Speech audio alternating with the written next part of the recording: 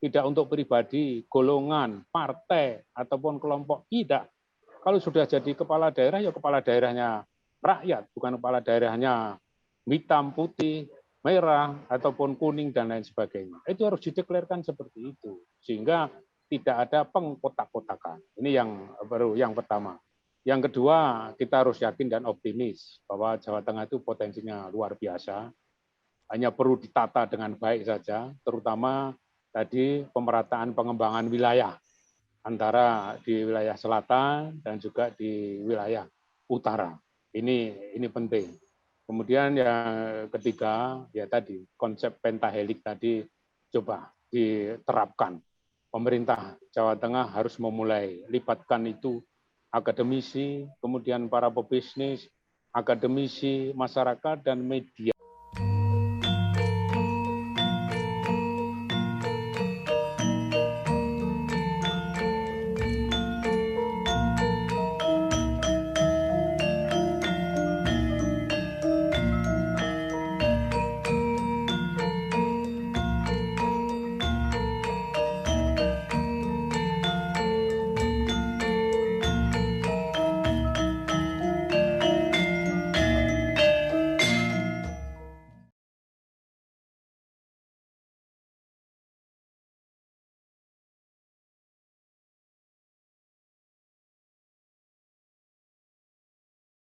Assalamualaikum warahmatullahi wabarakatuh. Waalaikumsalam warahmatullahi wabarakatuh. Bersama saya Bambang Sadurno di channel Inspirasi Jawa Tengah. Mudah-mudahan channel ini bisa memberi inspirasi, memberi motivasi, edukasi, informasi, dan syukur bisa membantu mencari solusi. Tanggal 15 Agustus merupakan hari jadi Provinsi Jawa Tengah. Momentum hari jadi biasanya menjadi waktu yang tepat untuk mengevaluasi diri sampai mana perjalanan yang sudah ditempuh sambil memetakan perjalanan ke depan yang harus dijalani untuk mencapai sasaran yang direncanakan. Kanal Inspirasi Jawa Tengah akan mewawancarai banyak tokoh untuk membantu warga Jawa Tengah memaknai kehadiran pemerintah provinsi selama ini. Capaian apa saja yang sudah diraih dan target apa saja yang masih harus diusahakan. Saya sudah bersama dengan Profesor Dr. Insinyur Sri Puryono KSMP, tokoh yang sudah malang melintang dalam pengabdiannya di pemerintah Provinsi Jawa Tengah. Pernah menjadi kepala dinas, terakhir menjadi sekretaris daerah, jabatan karir tertinggi di tingkat provinsi. Saat ini sebagai guru besar di Sekolah Pasca Sarjana Universitas Diponegoro, Semarang. Apa kabar, Prof? Alhamdulillah, Assalamualaikum warahmatullahi wabarakatuh. Ini Pak Dr. Haji Bambang Sadurno ini satu kampung dengan saya dan juga senior saya. Beliau itu guru politik dan juga guru spiritual saya. Alhamdulillah sehat ini Mas Bambang, wonten dawuh ini saya didhawuhi apa ini pada kesempatan yang baik ini. Ya. Ini di dalam Undang-Undang Nomor 10 Tahun 1950 dinyatakan Provinsi Jawa Tengah mulai terbentuk tanggal 15 Agustus 1950. Kemudian melalui Peraturan Daerah Nomor 7 Tahun 2004, tanggal 15 Agustus ditetapkan sebagai Hari Jadi Jawa Tengah. Ini menjadi momentum yang baik untuk melakukan perenungan bagi wong Jawa Tengah. Nah, sebagai tokoh yang begitu banyak mengabdi di pemerintahan Provinsi Jawa Tengah dan terakhir sampai jabatan karir sebagai sekretaris daerah, apa yang Bapak lihat prestasi Jawa Tengah secara umum sampai saat ini? Terima kasih Mas Bambang. Jadi memang benar saya sudah malang melintang di Provinsi Jawa Tengah dan terakhir saya sebagai cariknya Jawa Tengah mendampingi di awal waktu itu dengan Pak Gubernur Pak Bibit Waluyo, kemudian yang berikutnya mengabdi dan mendampingi Pak Ganjar Pranowo. Jadi kalau kita bicara prestasi di Jawa Tengah ini secara umum saya bangga dengan apa yang sudah dilakukan di Jawa Tengah. Hanya saja ada beberapa hal memang yang perlu kita benahi, kita tingkatkan apa-apa yang prestasi yang sudah kita capai ini. Yang antara lain barangkali tingkat kemiskinan.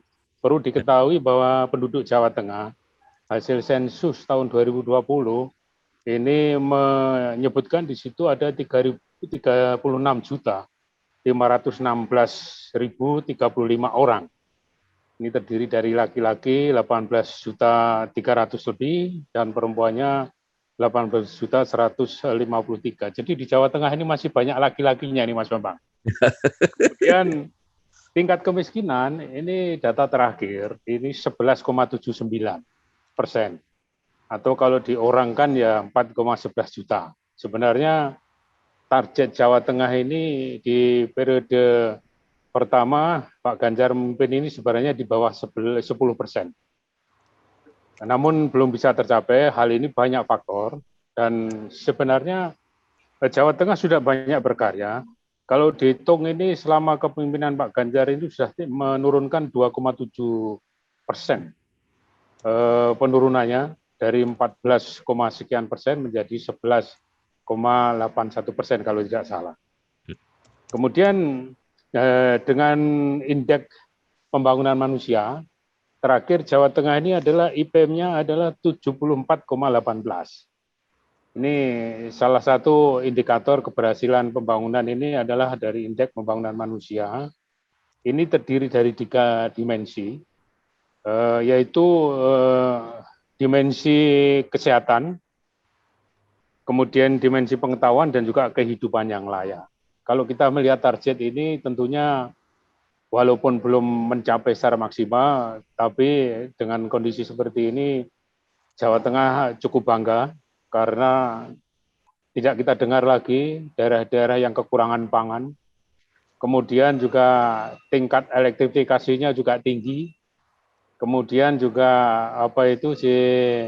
tingkat gizi masyarakat juga bagus, angka kematian ibu dan juga angka kematian bayi bisa ditekan.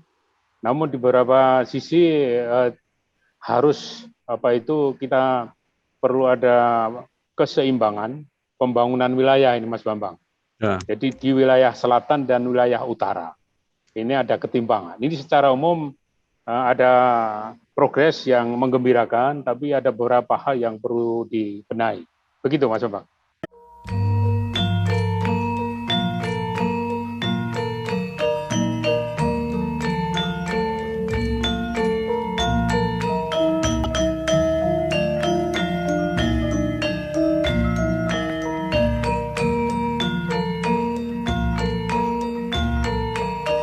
Ya, baik Prof. Nah, Jawa Tengah ini kan padat sumber daya ya, yang penduduknya besar, tetapi mudah-mudahan saya salah atau agak terbatas di potensi sumber daya alam. Nah, dalam situasi semacam itu apa masalah utama yang dihadapi oleh Jawa Tengah? Ya, jadi seperti kita ketahui bahwa di era industri 4.0 ini pada intinya kita adalah peningkatan SDM, ya. Utamanya adalah di era digitalisasi. Saya pernah ikut bersama-sama memberikan masukan ini tentang Indonesia Maju di tahun 2045, 100 tahun Indonesia Merdeka. Kata kuncinya adalah peningkatan SDM. Jadi Mas Bambang sampaikan tadi SDM kita banyak, memang penduduk kita tadi 36.500.000 lebih, itu potensi yang luar biasa dengan luas wilayah hanya 3,2 juta hektar, itu padat sekali. Dari tingkat kepadatan penduduk ini memang luar biasa di Jawa Tengah. Kemudian sumber daya alam kita memang tidak sekaya di provinsi-provinsi lain. Kita bandingkan dengan Jawa Barat dan Jawa Timur, kita Jawa Tengah ini masih berada di bawahnya. Namun demikian, saya sebagai warga negara dan juga sebagai masyarakat Jawa Tengah yang mantan birokrat, saya masih tetap optimis karena kita masih punya potensi yang besar sebenarnya di Jawa Tengah ini. Yang pertama adalah minerba, jadi sumber daya alam kita berupa tambang ini ada pasir besi, ada mangan, ada emas, kemudian ada pirit, ada gelna. Kemudian sumber daya alam berupa hutan, kita ini di Jawa Tengah ini khususnya yang dikelola oleh Perum Perhutani adalah dodo mentoknya hutan jati itu ada di Jawa Tengah. Jadi seperti Pak Bambang yang pernah besar di Blora, dodo mentoknya kehutanan atau perum perhutani itu ada di Jawa Tengah, khususnya ada di Kabupaten Blora. Kemudian juga pangan, potensi kita luar biasa. Kita penyumbang beras hampir 20% nasional itu ada di kita dari Jawa Tengah. Ini juga memunculkan masalah baru dari 3 hal ini. Yang pertama adalah mengenai penambangan itu banyak ditemukan atau masih ditemukan adalah illegal mining. Utamanya ini galian C itu memang ya tempatnya namanya aja galian C itu ya mohon maaf tanda petik itu ya di situ ada gali-gali itu yang harus kita tertibkan. Kemudian hutan juga terjadi konversi hutan. Ini ada perambahan maupun illegal logging masih terjadi. Ini tentunya akan mengurangi potensi baik secara ekonomi maupun secara ekologi dan sosial budaya. Kemudian sumber pangan, ini namanya terjadi alih fungsi lahan. Alih fungsi lahan pertanian sawah ini menjadi non sawah. Ini juga menjadi perhatian kita karena ini sudah ada undang-undang dan juga ada perdanya. Jadi pada intinya potensi-potensi yang ada ini, baik SDM maupun SDA, ini Jawa Tengah cukup potensial, hanya ada perlu peningkatan kualitas SDM ini.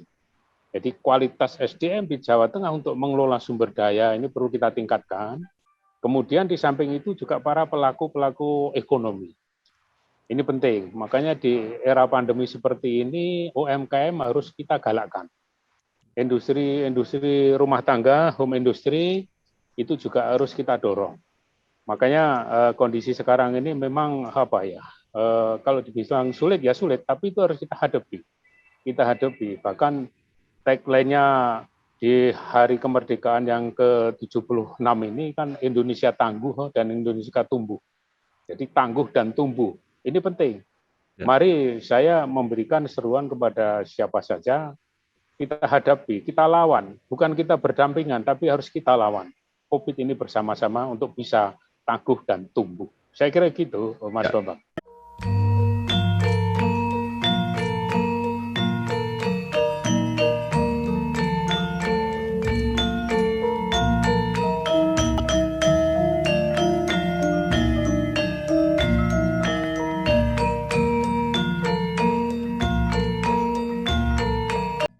Prof, luar biasa sekali uraiannya tadi. Jadi saya pertama ingin memperdalam tadi peluang potensi sumber daya manusia, terutama ke depan dikaitkan dengan potensi teknologi. Jadi artinya penduduk besar kalau itu bisa diberdayakan itu akan menjadi kekuatan yang luar biasa. Bagaimana kira-kira strateginya, Prof? Strateginya makanya gini. Jadi namanya melek IT ataupun dengan menggalakkan literasi baik sampai ke tingkat desa atau kelurahan bahkan tingkat RT itu perlu kita galakkan.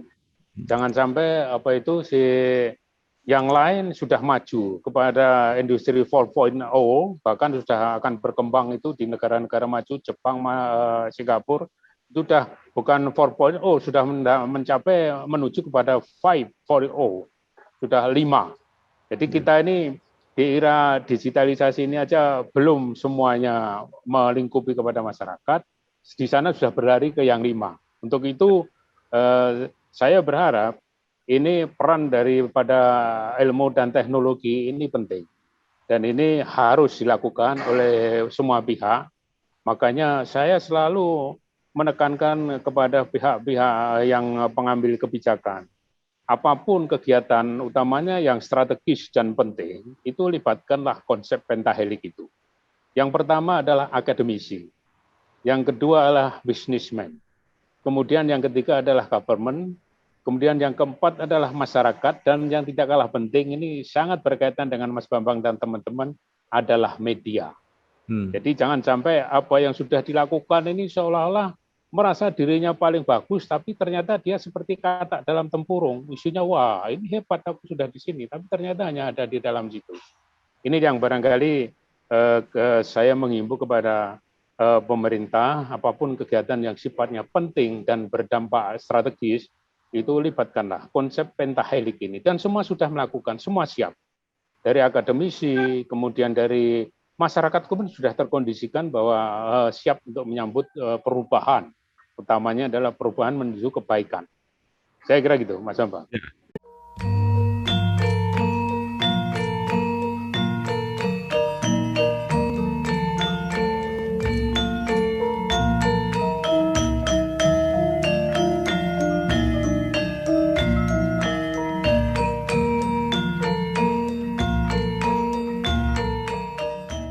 Tadi kemudian potensi sumber daya alam, ada satu, apakah saya benar atau enggak yang kelewat disebut tadi, yaitu panas bumi, Bro. Katanya Jawa Tengah ini potensinya besar sekali itu. Betul, betul. Bahkan saya waktu masih menjabat Kepala Dinas Kehutanan itu di Gunung Ungaran. Gunung Ungaran dan di Sumowono itu adalah terbesar di sana. Kemudian di Gunung Lawu juga ada. Dan yang sudah ini kita eksplorasi dan eksploitasi ini adalah geotipa yang di Dieng itu. Ya. Kemudian juga ada di Guci dan di Kabupaten Banyumas. Dan itu pun tampaknya memang perlu ada pemahaman, sosialisasi kepada masyarakat bahwa potensi ini ya gas bumi ini adalah potensi yang sangat besar. Dan itu tidak memberikan dampak yang membahayakan dibanding pada potensi energi yang lain. Memang benar itu Mas Bambang, jadi potensi gas kita besar.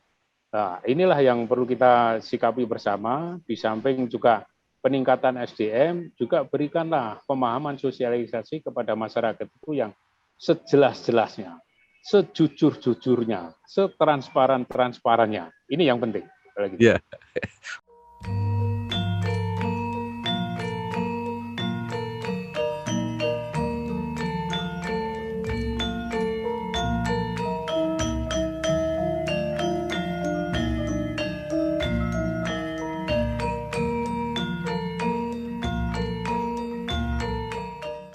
Bro, tadi ada yang menarik tadi yang dikemukakan Prof. Sri Puryono tadi mengenai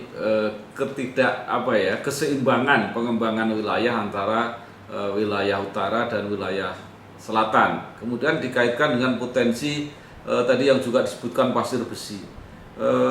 Apa benar bahwa potensi pasir besi ini belum tergarap karena infrastruktur selatan ini belum tersedia memadai. Seperti apa, Bro? Ya, salah satunya itu. Makanya semenjak Gubernur Pak Mardianto dulu yang menggagas mengenai jalan tol, kemudian dilanjutkan oleh Pak Bibit, Pak Halim Mubis, kemudian Pak Bibit, dan selanjutnya oleh Pak Ganjar, ini ditekankan terus. Makanya lintas selatan itu di samping kita fungsikan, nanti jalan tol selatan itu harus kita garap. Kalau tidak nanti dikhawatirkan itu Jawa Tengah itu akan jomplang ke utara, akan miring begini. Saya kira betul apa analisa Mas Bambang tadi, pasir besi di pantai selatan ini potensial sekali, utamanya di wilayah Cilacap, kemudian juga Kebumen, dan sampai Purworejo, kemudian juga ada sampai ke daerah-daerah melintas ke Jogja, kemudian ke Wonogiri. Nah, ini yang perlu dibangun harus beriringan. Infrastrukturnya, sarana prasarana juga iya, tapi SDM-nya juga harus disiapkan. Jangan sampai nanti infrastrukturnya sudah siap, SDM-nya nggak siap, akhirnya kita menjadi penonton. Ini yang harus dicegah, harus harus dihindari. Ini bukan hanya di Jawa Tengah, tapi secara nasional kan kemarin ada isu-isu TKA masuk tapi orang Indonesia susah untuk keluar. Ini jangan sampai terjadi di Jawa Tengah. Inilah nanti pemerintah harus memberikan regulasi, memberikan peluang kesempatan kepada kearifan lokal dan penduduk lokal, dan tentunya SDM lokal ini yang harus juga kita siapkan.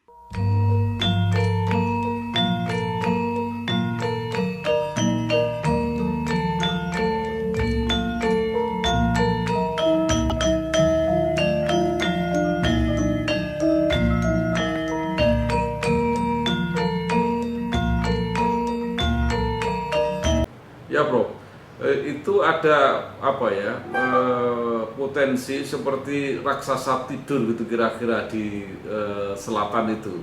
banyak sekali, termasuk ada potensi pelabuhan ya.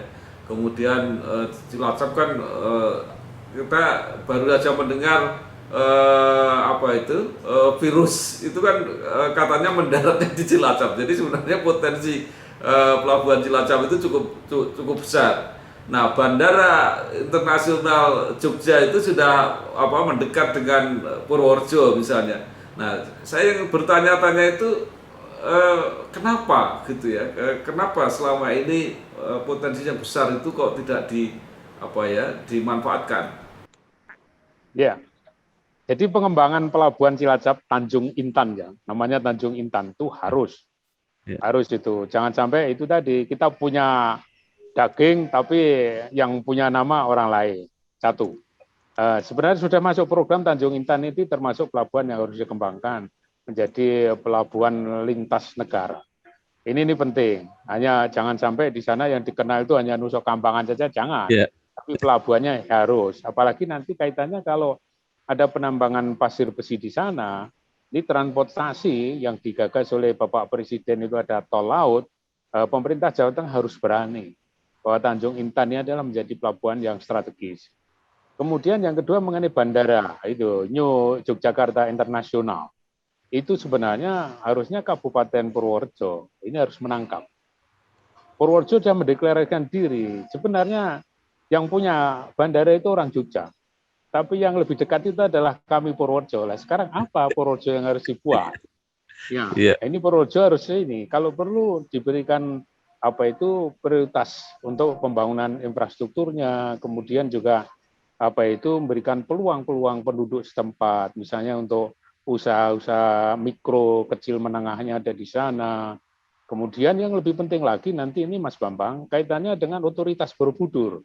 Ya. Otoritas Borobudur itu lebih dekat dari Bandara Jogja daripada dari Jogja menuju ke Borobudur. Saya sudah ngukur. Ya. Saya sudah ngukur. Waktu saya jadi sekda, itu sudah saya ukur. Itu mulai dari Kulon Progo, itu sampai ke Borobudur itu hanya 46 kilo. Sementara dari Jogja itu sekitar 67 hampir 70 kilo. Jadi ini harus disiapkan. Ya dulu itu sudah ada, konsep master plan-nya sudah ada, bahkan dari kementerian itu, waktu itu Kementerian Perekonomian juga sudah kita garap bersama, ya 2019 itu datang musibah COVID itu. Tapi jangan sampai itu terhenti. Ya, insya Allah COVID ini akan segera, mudah-mudahan segera berakhir, dan itu jangan sampai hilang. Jangan sampai hilang. Itu. Saya kira kita sudah siap.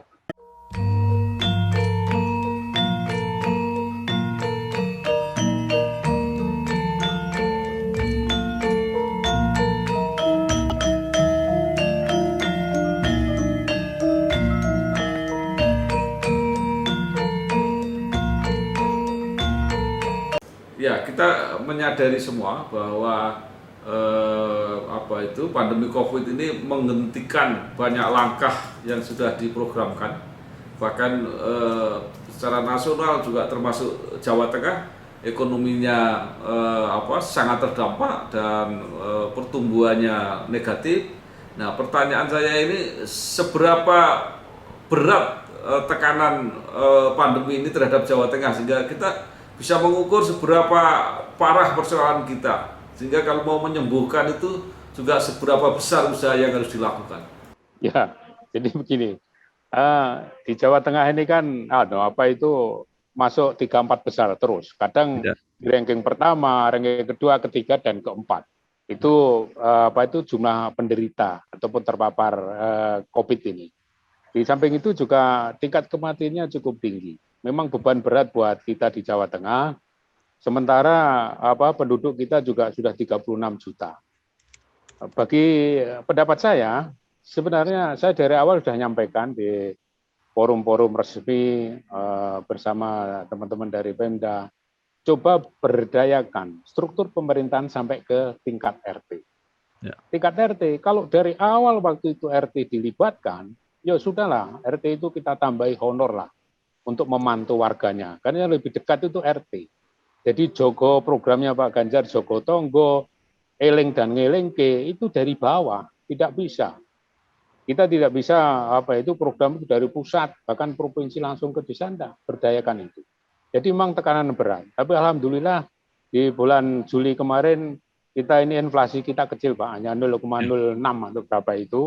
Nah, kemudian kalau pertumbuhan kita ya harapannya itu kan sebenarnya kalau tidak ada gelombang yang kedua ini kan sebenarnya kan sudah mendekati titik terang.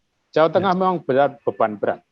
Namanya di tengah. Orang dari Jakarta, Jawa Barat ke Jawa Timur mampirnya di Jawa Tengah. Orang Jawa Timur dari Bali, dari Nusa Tenggara berhenti juga di Jawa Tengah.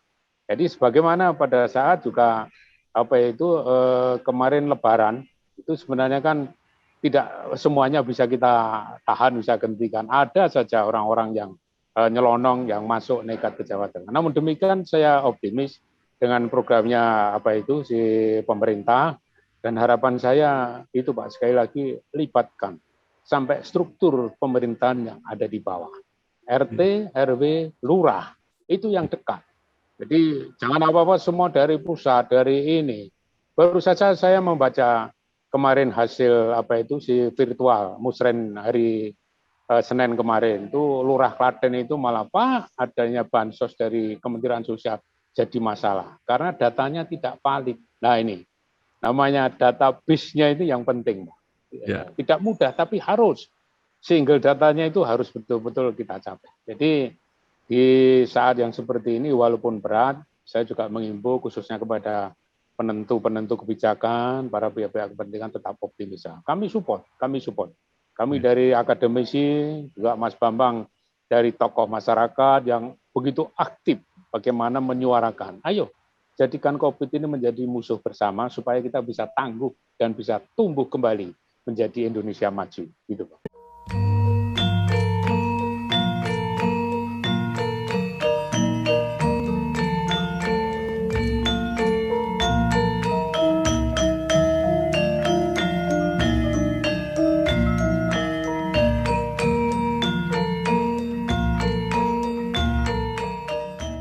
Ya Bro, kita semua mengharapkan pandemi ini segera berakhir.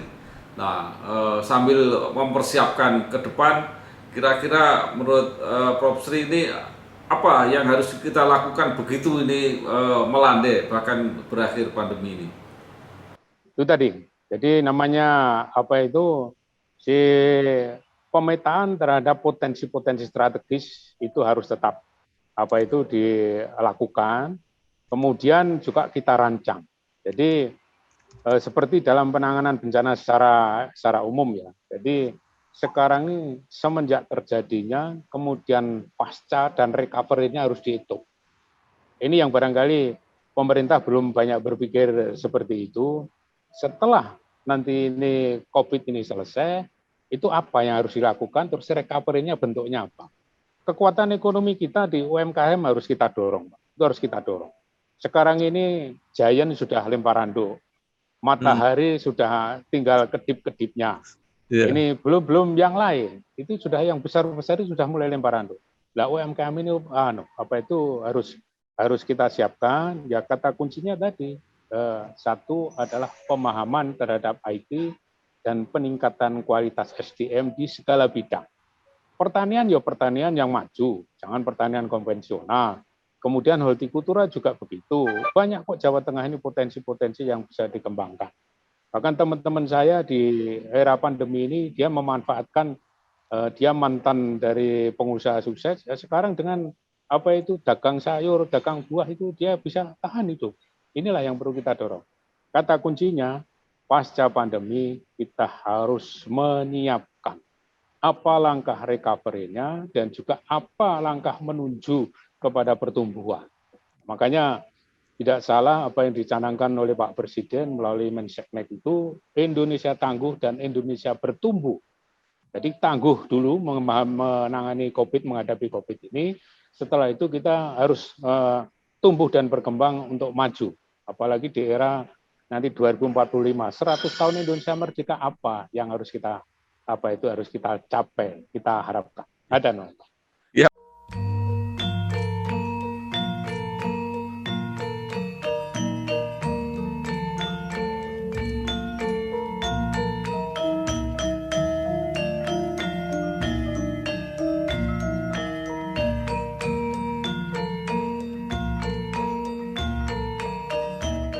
Ya Bro, ini dampak pandemi ini kan kemana-mana, hampir semua tertimpa.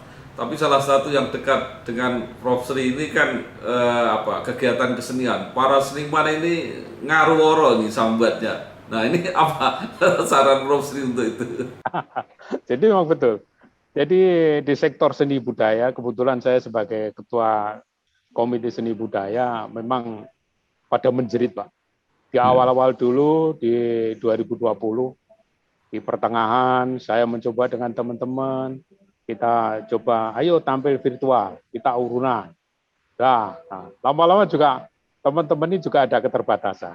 Tadi pagi Pak Sekjen Pepadi itu baru saja nelpon ke saya, Prof, bagaimana di Jawa Tengah? Teman-teman seniman gimana? Ya, ini seniman ini kan dia kebanyakan bisanya ya berseni gitu loh. Jadi untuk beralih itu agak berat.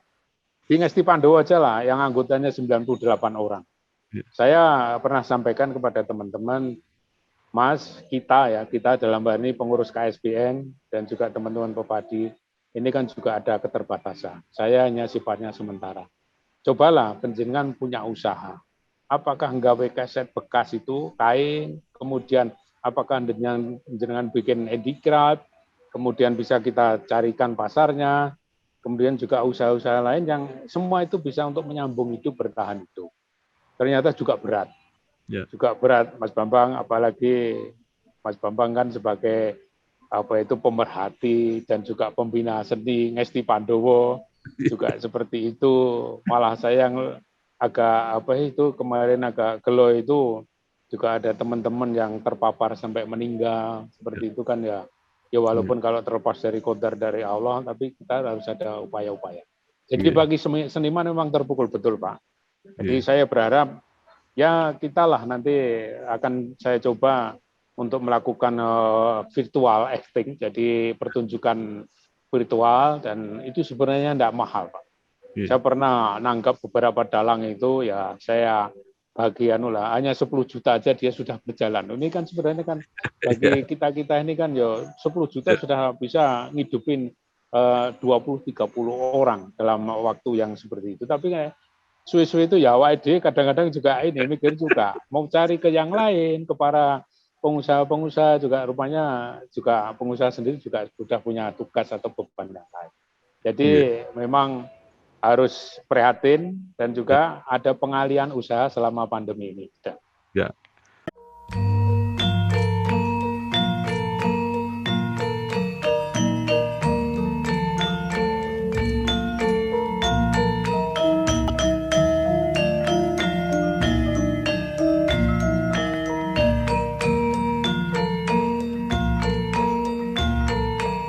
Prof, ini agak beda sedikit. Penentuan hari jadi 15 Agustus 1950 itu kan menyisakan ya ada ketidakpuasan, ada protes, terutama dari para senior Jawa Tengah, karena kalau tahunnya 1950 padahal pemerintahan sudah ada sejak tahun 1945, berarti ada gubernur-gubernur yang nggak diakui. Nah ini kalau menurut Prof. Sri solusinya seperti apa? Enggak, semua ini kan bisa dirembuk ya Pak ya. Ya. Undang-undang dasar aja bisa diamandemen. Ya kita harus terbuka lah. Kita artinya pemerintah harus terbuka.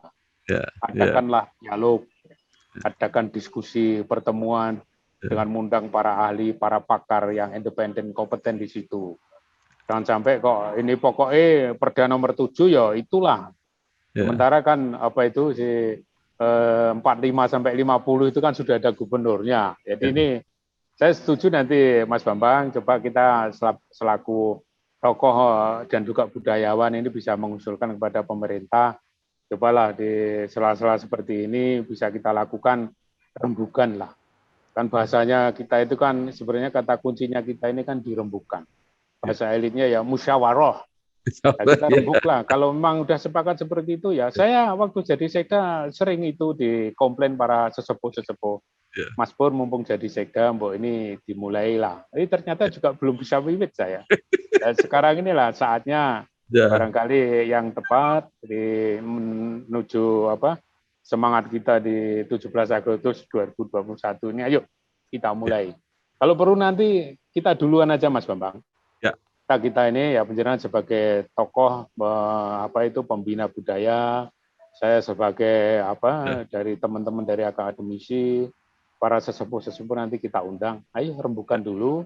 Kemudian kalau perlu nanti kita bicara dengan Pemprov. Monggo kita siap untuk untuk menjadi si pensupportnya.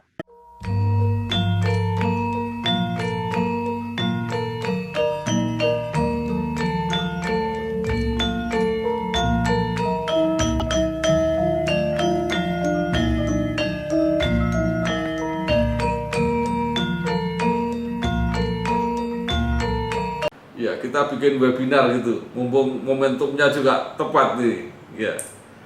Ya. Baik, terakhir Prof, mungkin ada saran atau harapan ya, baik kepada pemerintah Jawa Tengah atau kepada masyarakat Jawa Tengah, agar tetap bersemangat ini yang perlukan semangat untuk tetap mewujudkan Jawa Tengah yang lebih sejahtera ke depan. Mungkin Prof ada saran, monggo. Harapan saya memang kita harus guyup rukun. Guyup rukun itu penting. Sebagaimana Mbah Narto Sabdo itu kan sudah membuat gending itu. Ya. Lancaran identitas Jawa Tengah. Itu dipesankan oleh beliau, ya kalau kita ingin maju kita harus rukun. Harus guyup rukun, gotong royong. Dan tujuannya apa? Untuk Jawa Tengah. Tidak untuk pribadi, golongan, partai, ataupun kelompok. Tidak. Kalau sudah jadi kepala daerah, ya kepala daerahnya rakyat, bukan kepala daerahnya hitam, putih, merah, ataupun kuning, dan lain sebagainya. Itu harus dideklarkan seperti itu. Sehingga tidak ada pengkotak-kotakan. Ini yang pertama. Yang kedua, kita harus yakin dan optimis bahwa Jawa Tengah itu potensinya luar biasa. Hanya perlu ditata dengan baik saja, terutama tadi pemerataan pengembangan wilayah antara di wilayah selatan dan juga di wilayah utara. Ini penting. Kemudian yang ketiga, ya tadi konsep pentahelik tadi coba diterapkan. Pemerintah Jawa Tengah harus memulai libatkan itu akademisi, kemudian para pebisnis, akademisi, masyarakat, dan media. Media itu media untuk masyarakat, bukan media misalnya untuk kepentingan-kepentingan tertentu. Kita kadang-kadang sengelak-elak aja yang ditampilkan. Ya. Yang baik-baik tidak. Ini ya kelemahan kita. Kita harus berimbang. Berikan berita harus berimbang. Kritik boleh, tapi bersolusi. Jangan waton ngomong. Jangan WTO. Jangan WTS. Jangan waton Suloyo. Saya kira itu Pak, 3 hal itu Pak Bambang. Bukan dari saya. Ya. Ya. Baik, terima kasih sekali Profesor Dr.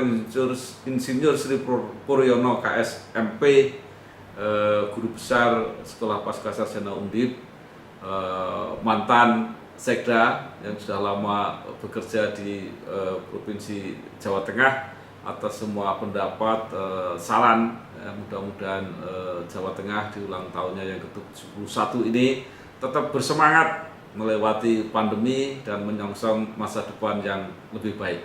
Matur nuwun Prof. Sukses. Wassalamualaikum warahmatullahi wabarakatuh.